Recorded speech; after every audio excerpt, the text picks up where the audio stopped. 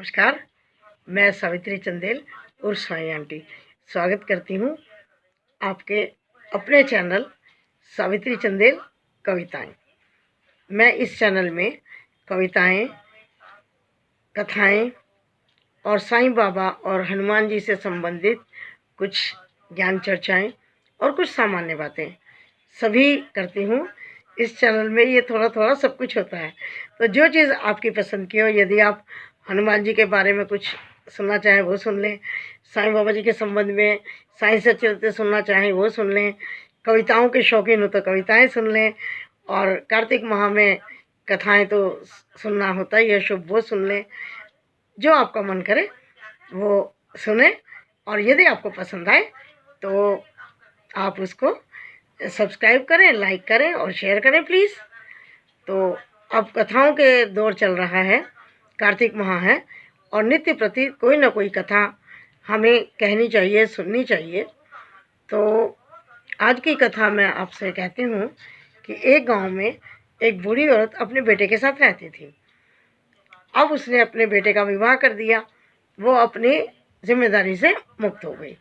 तो उसका मन हुआ कि मैं चतुर्मास में जाऊं गंगा तट पर और अपना ज्ञान ध्यान लगाऊं।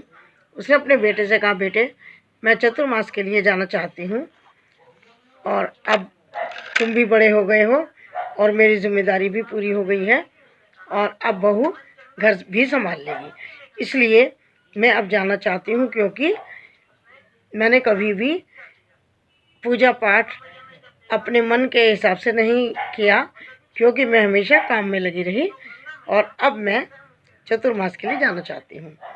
बेटे ने खुश होकर के कहा कि हाँ माँ, आप बिल्कुल अपने मन के हिसाब से अपने जीवन को जिए। तो अपनी बहू से उसने कहा कि माँ चतुर्मास के लिए जा रही हैं, इनके लिए कुछ रास्ते के लिए और वहाँ पर खाने के लिए कुछ नाश्ते पानी का सामान बना दो। बड़े गुस्से में बहू ने गोबर के गोले बना करके, लड्डू जैसे बना करके कर दिए पैक। अब रास्ते में बेटा अपनी माँ को छोड़ने के लिए जा रहा था गंगा तट पर। रास्ते में उन्हें भूख लगी तो उसने कहा कि माँ निकालो, कुछ खा लेते हैं। क्योंकि जो माँ थी वो बहुत ही धार्मिक प्रवृत्ति की थी, दयालु थी और भगवान में बहुत विश्वास रखने वाली थी। तो वो गोबर के जो भी लड्डू गोले बना करके बहू ने दिए थे वो सब अच्छे मिठाई में, अच्छे उसमें परिवर्तित हो गए और उन दोनों ने वो खा करके पानी पी करके आगे चल पड़े। गंगा तट पर जा करके बेटे ने एक कुटिया बना दी, झोंपड़ी, और उसमें माँ को छोड़ करके वो आ गया कि माँ 4 महीने के बाद मैं तुम्हें लेने आ जाऊँगा। तो जैसे वो रात में लेटी तो सुबह सुबह दरवाज़ा खटखटाने की आवाज़ आई। तो बुढ़िया माँ ने बोला कौन है? तो बाहर से आवाज़ आई, मैं सावन हूँ। बड़े खुश होकर के बुढ़िया ने दरवाज़ा खोला और सावन को अंदर लिया और पूरे सावन उसने शिव जी की पूजा की और बहुत अच्छे से प्रतिदिन जल अर्पित किया, बेलपत्र अर्पित किए और पूरे महा भजन कीर्तन शिव जी का सब किया। 1 महीना बीत गया। उसके बाद फिर एक रात को आवाज़ आई, जैसे सावन गया एकदम से आवाज़ आई कि माँ दरवाज़ा खोलो। तो बूढ़ी माता पूछती है आप कौन है? तो उसने कहा कि मैं भादो हूँ।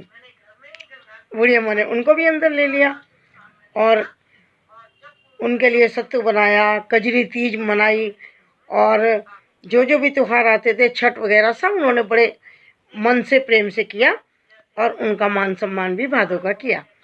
जब भादो महीना पूरा हो गया तो जिस दिन वो जाने लगे उसी दिन फिर आवाज़ आई, माँ दरवाज़ा खोलो। अब बूढ़ी अम्मा ने कहा अब कौन है? तो उसने कहा कि मैं अश्विनी हूँ। तो फिर दरवाज़ा खोल दिया, अश्विन माँ आ गए। अब उसमें भी बुढ़िया अम्मा ने तर्पण किया, पूर्वजों का श्राद्ध किया और सब तरह से नवरात्रि की पूजा की। जो भी वो अपनी तरफ से कर सकती थी अच्छे से अच्छा उसने किया। अब जब वो चला गया उसी रात फिर आवाज़ आई, माँ दरवाज़ा खोलो। बुढ़िया अम्मा ने कहा अब कौन है? उन्होंने कहा कि मैं कार्तिक हूँ। तो माता ने दरवाज़ा खोल दिया और खूब कार्तिक माँ का स्वागत किया, जैसे हर माह का करती थी उसी तरह इनका भी किया। और पीपल, पथवारी, आंवला, तुलसी सबकी पूजा की और प्रतिदिन गंगा स्नान भी किया और जितने भी नेम व्रत वो कर सकती थी उन्होंने वो सब किए।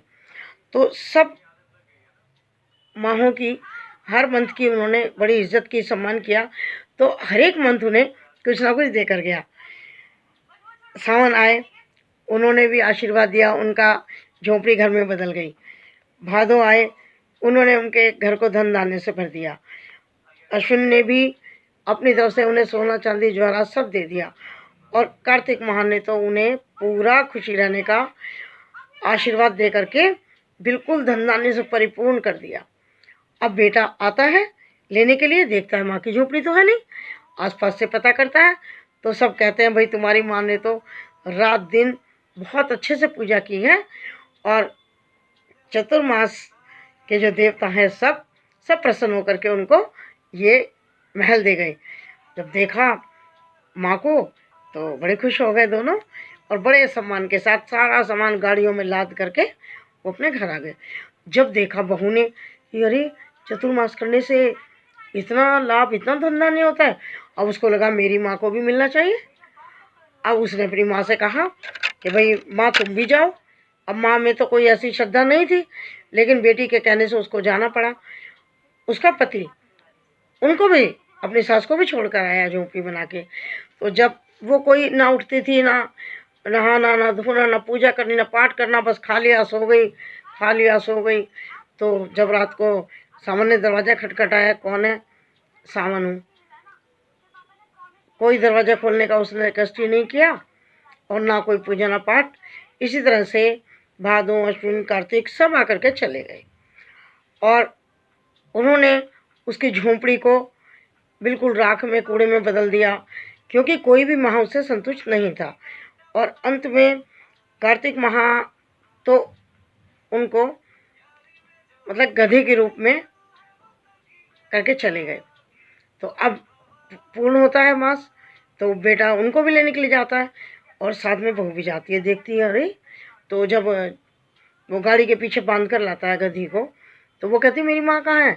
तो बेटे ने कहा कि वो गाड़ी के पीछे बंधी है। अरे ये ऐसे कैसे हो गई? कि तेरी माँ ने कोई भी कार्य श्रद्धा से नहीं किया तो इनकी योनि बदल गई। उसने कहा अब ये ठीक कैसे होंगे? तो दोनों मियाँ बीवी जाते हैं पंडित जी के पास, अपने ज्ञानी ध्यानी लोगों के पास।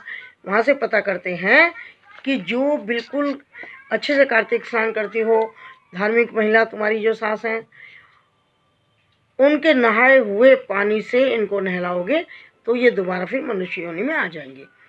तो ऐसे ही किया गया कि उनकी सासू माँ नहाई, उसकी बहू ने सारा पानी वो कलेक्ट किया, इकट्ठा किया, फिर उस पानी से अपनी माँ को नहलाया तो वो फिर मनुष्य योनि में आ गए। तो हे चतुर्मास के सभी देवों, आपसे प्रार्थना करते हैं जैसा उसकी माँ को दिया, भरा पूरा घर बार, खुशी परिवार, ऐसा सबको देना और जैसे बहू की माँ के साथ हुआ ऐसा किसी के साथ ना करना। धन्यवाद।